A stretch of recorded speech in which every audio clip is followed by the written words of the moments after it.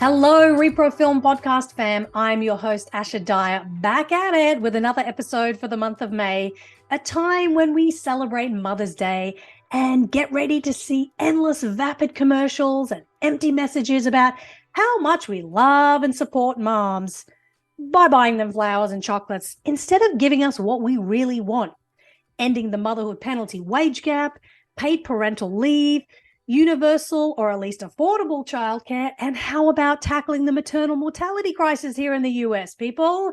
That is just the tip of the iceberg, dear listeners. And our theme this month certainly does revolve around Mother's Day, but it's more of an investigation or examination of what Mother's Day should actually be about, and perhaps all the ways we are failing to really uphold our end of the bargain as a society. Who is caring for the moms? And of course, this also extends to all parents and caregivers. We live in a society, at least here in the US and many other countries, where the idea of a support system entirely depends on your geographical location, your education level, your income status, and even your abilities. There is so much stigma we need to dismantle when it comes to motherhood. The way we dismiss stay-at-home mothers, the disdain toward working mothers who need to rely on childcare or nannies, the stigma and negativity toward teen and single mothers, those who breastfeed exclusively for more than a year, those who don't breastfeed at all, and hell, even people who choose to live their lives child-free. The message is clear: you're damned if you do and you're damned if you don't. And a lot of that has to do with patriarchal systems that take away our choices, control, and autonomy. We have a long way to go until each of us are free to make the best decisions for our lives with the support we need in an accessible way without shame, judgment, or fear. This month, we're featuring a brilliantly powerful short narrative film titled Simone by director and writer Aisha Amin. It couldn't be a more perfect way to create thought-provoking conversation around our perhaps stereotyped and even reductive ideas of motherhood in America today. It follows a young mother named Simone navigating the New York City subway system in order to get her baby to daycare on time so she can make it to a job interview. Simone is a story about motherhood, survival, and resilience. And let me tell you, as a mom watching this film, there is one climactic scene in particular that took my breath away and left me in tears with goosebumps and anxiety all in one. It is that powerful, which we talk about. As a director, Aisha works to tell authentic stories built from real experiences. Her past film projects have explored and highlighted overlooked communities, particularly in New York City, where she is based, including formerly incarcerated mothers and communities struggling with the presence of gentrification in their neighborhoods. Simone is her first narrative short film, and as she shared in the interview with me, she worked closely with the actress Cree McClellan, who is a mother herself and was able to inspire the character of Simone. If you are looking for a conversation that cuts through the vapid BS of Mother's Day messages and instead explores what it means to truly value and support motherhood, please listen to my interview with Aisha Amin and share this far and wide.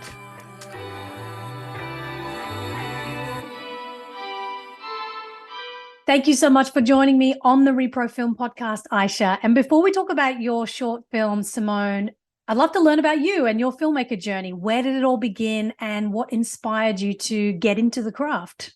Thank you for having me. I'm excited to be here and talk about the film, which I love. Since it was released some time ago, I don't really get a chance to talk about it so much anymore. And every time I do, I love it. So thank you for having me. So my filmmaking career began several years ago, actually, and I come from a traditionally documentary background. I came to film in a sort of strange roundabout way. When I was in university, I was actually on a pretty strict science track. I was a neuroscience major, very interested in research and the human brain and studying it, human psychology as well. And I had finished my credits by the time I was a senior in university. I was sort of looking for electives to fill up my free time. And one of them was a film class at a different university that looked interesting to me. It was actually a Super 8 film class. And I didn't even know what Super 8 was. I basically knew nothing about movies except that I loved watching them and talking about them. And I was a cinephile, but I never, ever considered being a filmmaker as a career. But I took this elective class. I ended up making a short documentary on a Super 8 camera, cutting and splicing the film myself with my hands. And it was just totally gratifying, cool experience to be able to like make art that is film with my hands. I was at one point taping pieces of film together, and it totally just like changed my life, that little film I made. And I had a real sort of like coming to Jesus moment where I thought, do I do the thing I'm supposed to do, or do I pursue this new thing that I really, really am passionate about? And I graduated at that time, and I decided to pursue documentary filmmaking full time as a career. And I just started making shorts. I just started making short films about my friends, my communities, New Yorkers, anything that I could. I would rent cameras. I would hire my friends as my crew. So it was really like run and gun kind of, I'm just going to make movies because I don't know how to navigate this career. So I'm just going to do the thing that I like. So I ended up, leaving college and having all of these short films, that weren't very good, but they were something, and they were sort of raw and special for the time, for that age that I was. That's the genesis of it. I love that you went from science to filmmaking, but there definitely is some sort of a psychological and scientific process to making films, figuring out the story, the characters, the technical aspects of filmmaking. So I could definitely see some crossover in that, in your journey. And I'm sure there are many people out there who may be contemplating the same thing. So yeah, totally. I think there is crossover. You're right. Especially with psychology and film, and film's ability to sort of like manipulate an audience and to sort of make us feel and think certain things. But that's all psychology. So it definitely seeps its way into filmmaking in ways that can be manipulated and bad, and in ways that can also be, good and of service to a community, I think. Yeah, absolutely. Well, let's talk about your amazing short film, Simone. It's a narrative short film. First, I'd love to find out where you drew the inspiration from to write Simone's story, and what made you want to make a film like this. Simone came to me very randomly. At the time, I had just started a grad program at Columbia, where I'm just finishing up my MFA in screenwriting. So I just started this program. I was just living very far from Harlem at the time, and my commute was like an hour, like one way, and it was insane the amount of time I was spending on the train. And every time I would ride the train home, it would be around 3 or 4. And it's the same time that you don't really get like the work crowd. You get more like the nannies and the young moms picking their kids up from school, the babysitter, taking their kids home. So I would always be with that crowd on the train after my classes ended. And I just, for days on end, would just observe these mothers or these caretakers navigating this intense subway system with babies, going up the stairs and the strollers and getting through the turnstiles and paying for Metro cards. And I would watch them, and sometimes I would help them, but I just felt they were so in control and powerful, and I admired these women so much. At fathers as well, I admired those men a lot, and I just observed them, and I thought, it would be interesting if there was a film that combined, motherhood and this train system in New York, which is really not catered to people with disability or mothers or people that just aren't like regularly abled. I just was thinking a lot about how New York can be a very hostile environment for a lot of people. And I wasn't one of those people, but I wanted to explore the experience from a mother's perspective. And on top of that, I had a close friend, Cree McClellan, who is a mother. She actually just gave birth to her second child. But she's a fantastic singer and actress and artist, and she's a friend of mine, and she's younger. She had her first baby when she was, I think she was 20 or 21. And that baby, Mazari and Cree, Cree is one of those people that are on the train, navigating the train every single day and, out there hustling. And she's a New Yorker. She's from Bed-Stuy. And I thought, it would be interesting if Cree was the subject of this film, because she's someone I know personally.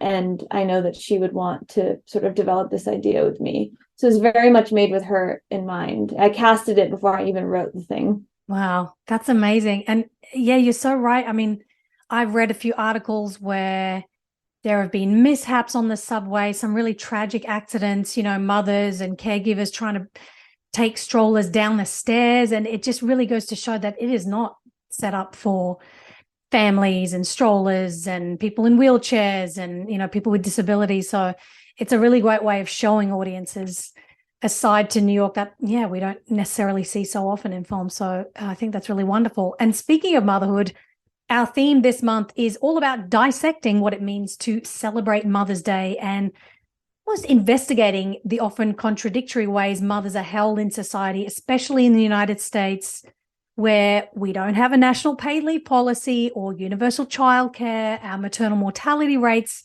are the highest in the developed world.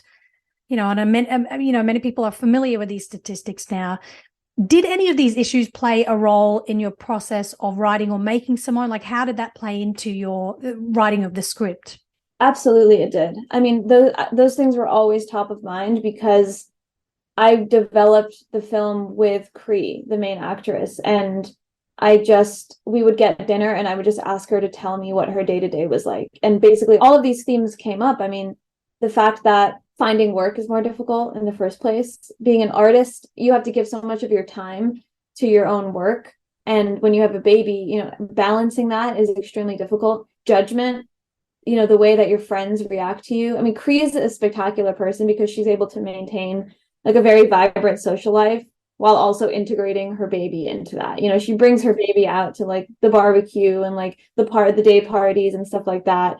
Her friends babysit for her. Like, it's very much a community that raises her child with her. But everything becomes more difficult in her life. Everything changes. And she was so young that she really was judged a lot by just like random people, on the street. And I remember her telling me that it was about the stroller and carrying the stroller up the stairs. And I was like, oh, I'm thinking of developing the scene where, someone maybe helps you bring the stroller up. And she was like, I don't need help doing that.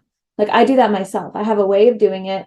I'm strong. Like, I lift the baby while he's in the stroller and I bring him up the stairs. It takes 2 seconds. And I don't want people helping me because I don't want people pitying me.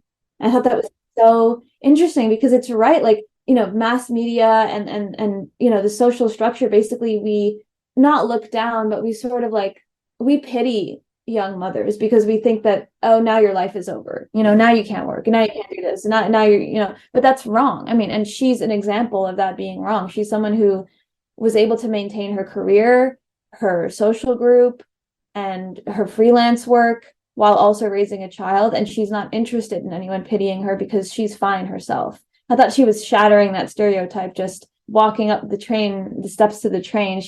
It was quite radical, I thought. Yeah, and that idea of resiliency in someone so young and so judged by society and by these standards that we hold. So yeah, that's really interesting. I love that. In the story, Simone is a single mother juggling a potential job interview with childcare responsibilities in New York City, like you explained. Why was it important for you to show these issues through Simone's lens? Someone who's balancing so much and juggling so much, but is so determined to make this job interview. I always wanted the childcare element to come into it. I wanted her to be a working mother, which Cree is. I wanted Simone to be dropping her kid off at daycare because that's a real thing that is expensive that mothers have to do when they want to work, and the prices of it and sort of like the demand in daycare centers in such a populated city is real as well. And I wanted her to be someone who was actively looking to find work and to better herself and to get a job because she is a single mother. And there's that pressure of, I need to provide for myself because no one else is. And the character of Simone is different than Cree, the actress. So we developed this character together and we figured that Simone's budget is tight. She is financially struggling as a single mother, but she doesn't seek pity or handouts from anyone. She's hardworking. She sends her kid to daycare. She goes on job interviews multiple times in the week to try and secure work. She's smart. She's determined. She's a great mother. So no one could have anticipated what happened, and she's a hustler. I mean, every day she's hustling and trying to get to work on time and get here on time and do that. And she does it successfully. So that was the character that we developed. However, she's struggling financially, which is very real, living in a neighborhood that's quickly gentrifying in New York as well. sort of all these elements and themes would come to play through her character. I mean, there's a scene when she's going to the deli, the bodega, and she's buying a snack, a banana for her kid. She's buying a coffee for herself, and she wants to buy rolling papers, but the price of the rolling papers has skyrocketed because of gentrification. So they're like, whatever, $8-9 now. And she looks and she thinks to herself, is this smart? Like, can I afford this? And she says, no.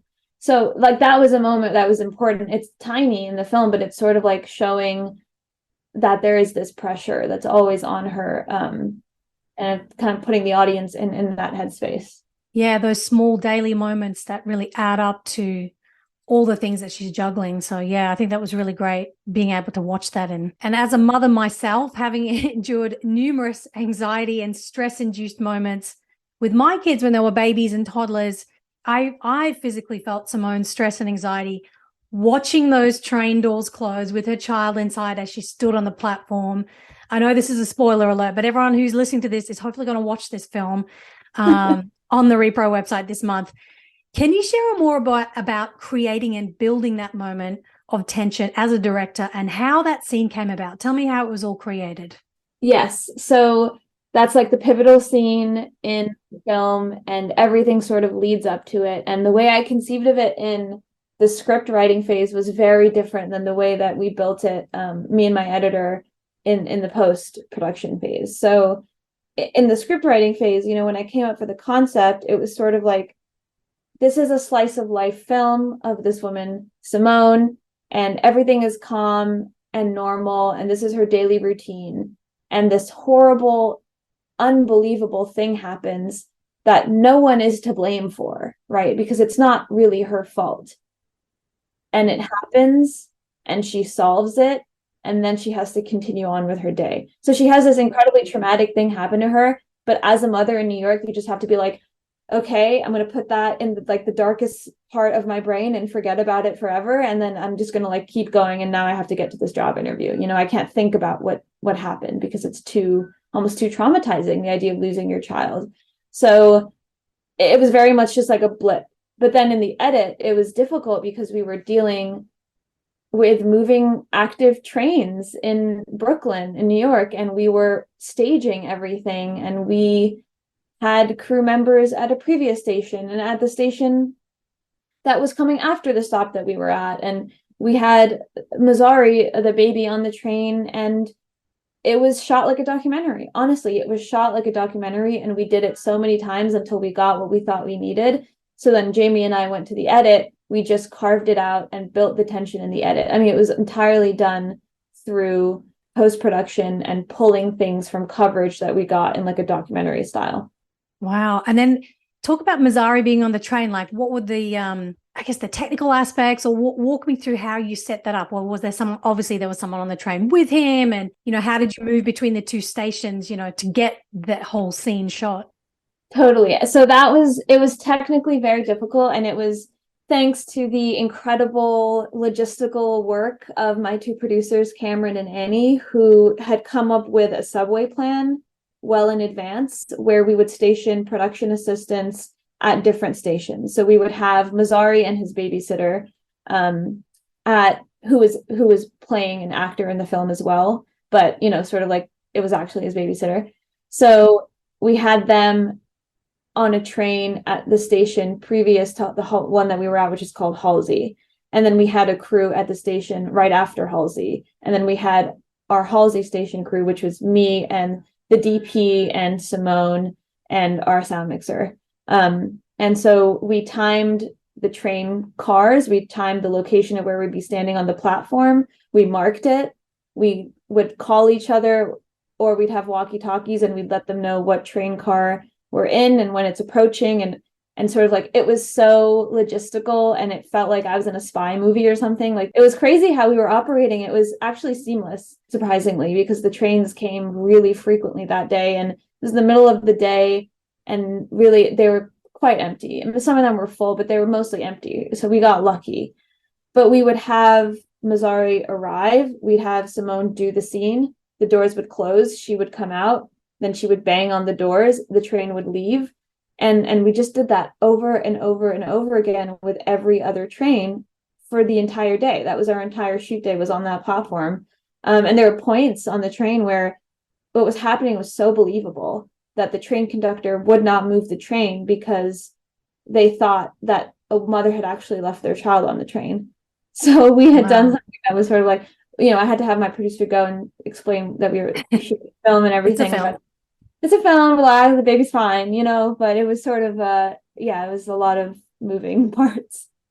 Wow, I love the behind the scenes explanation of that, because watching it, it's like, that there's a lot of logistics and planning and scheduling and rehearsal and, making sure everything's down to the T. So that's really wonderful. And so I hope people who haven't seen the film yet will watch it just based on that alone. I mean, it's such a powerful, you can't take your eyes away. It's just such a powerful scene and just really encapsulate this story in a nutshell. And speaking of all of that, what kind of emotions or thoughts do you want this film to provoke in viewers?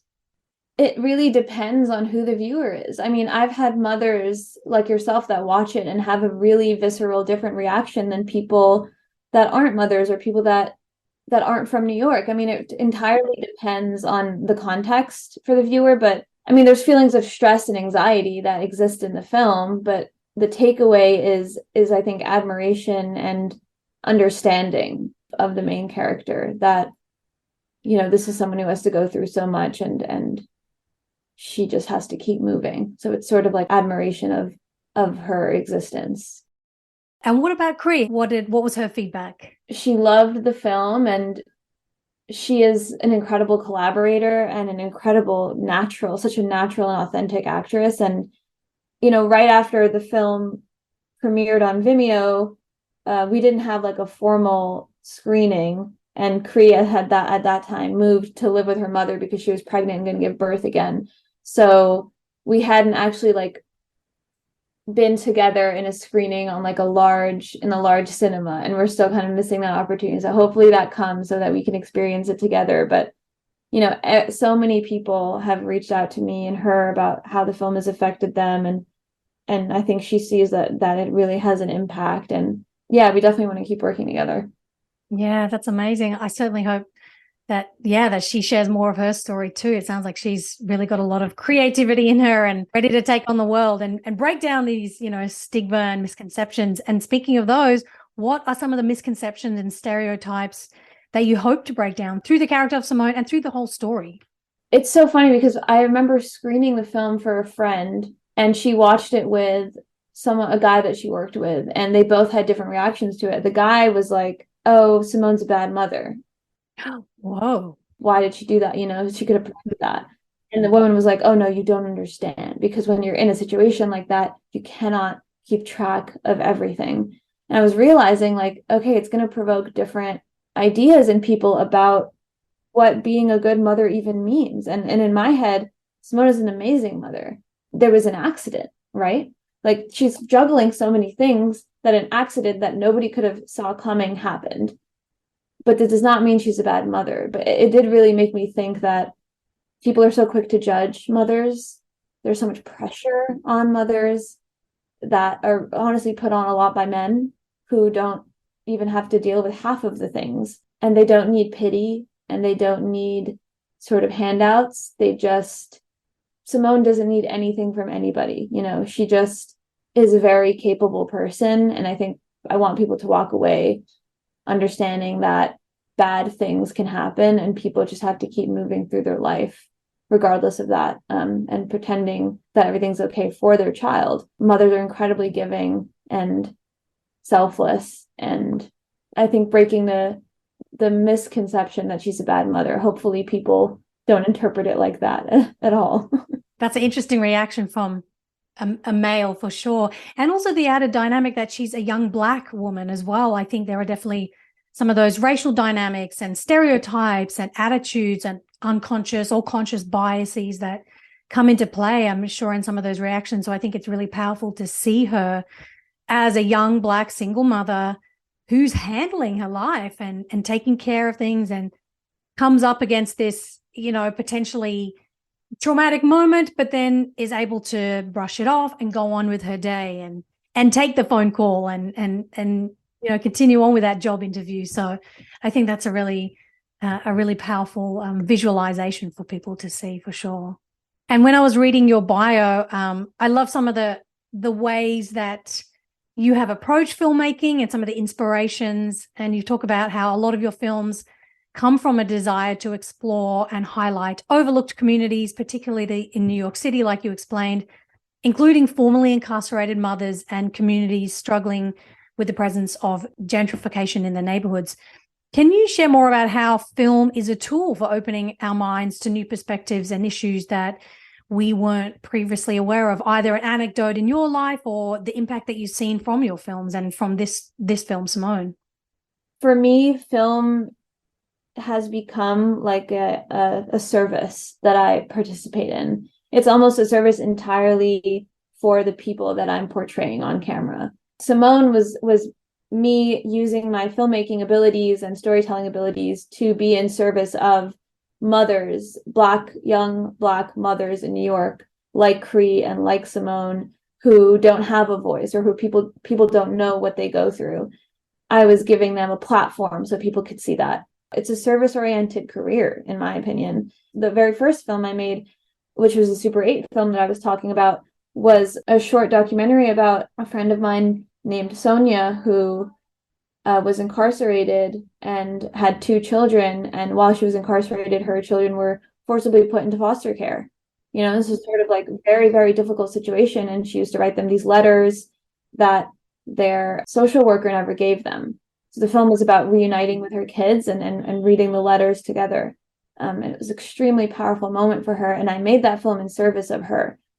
I wanted her and her kids to have something that they could watch together, and they did watch together, and it was moving for them, and that was everything for me. That was the reason why I made it. There was no other purpose. And I think film, when you partner it with projects and organizations like Repro and nonprofits that want to promote sort of like screenings and service-oriented work and community-based work, that's where film can thrive. And that's really the only world of film that I want to live in, is where you're showing it to communities that you're portraying, and it's changing opinions and it's changing misconceptions. And that's what excites me about the profession, for sure.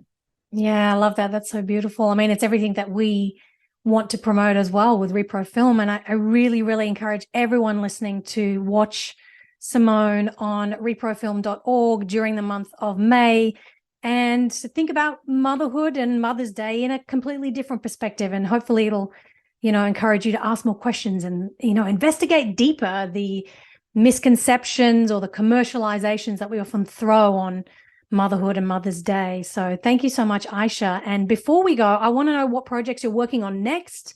Where can people follow you, and what can we look forward to in your world?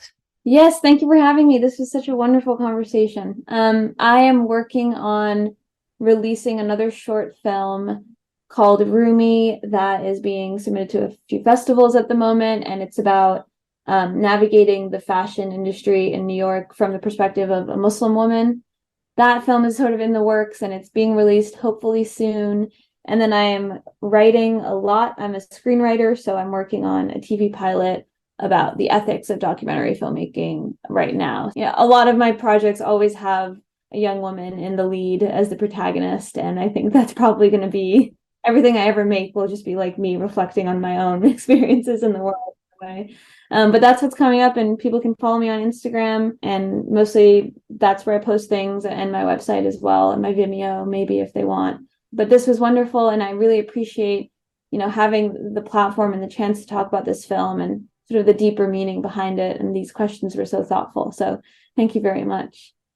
Yeah, absolutely, Aisha Amin. Thank you so much for your time, and we can't wait to see what you do next, and we will definitely be cheering you on and supporting and amplifying all the important messages that you put out into the world. So thank you very much. Thank you. Do yourself a favor and watch Simone during the month of May by heading to reprofilm.org and subscribe to the Repro Periodical while you are there, so that you can get every episode of this podcast and the short film we feature each month straight to your inbox. Share this episode with a friend and help us spread the Repro Film message and mission. The Repro Film Podcast is executive produced by Mama Film, hosted and produced by me, Asha Dahya, edited by Kylie Brown, with original music by Paris Jane and Maurice Anthony. The Periodical is programmed by Neha Aziz and written by Emily Christensen. Alex Scambardi is our social media manager, and Rebecca Sosa is our distribution and impact strategist. You can find us on social media at Repro Film on Instagram and at Repro Film Fest on Twitter. I look forward to bringing you our next conversation, so bye for now, and of course, happy Mother's Day!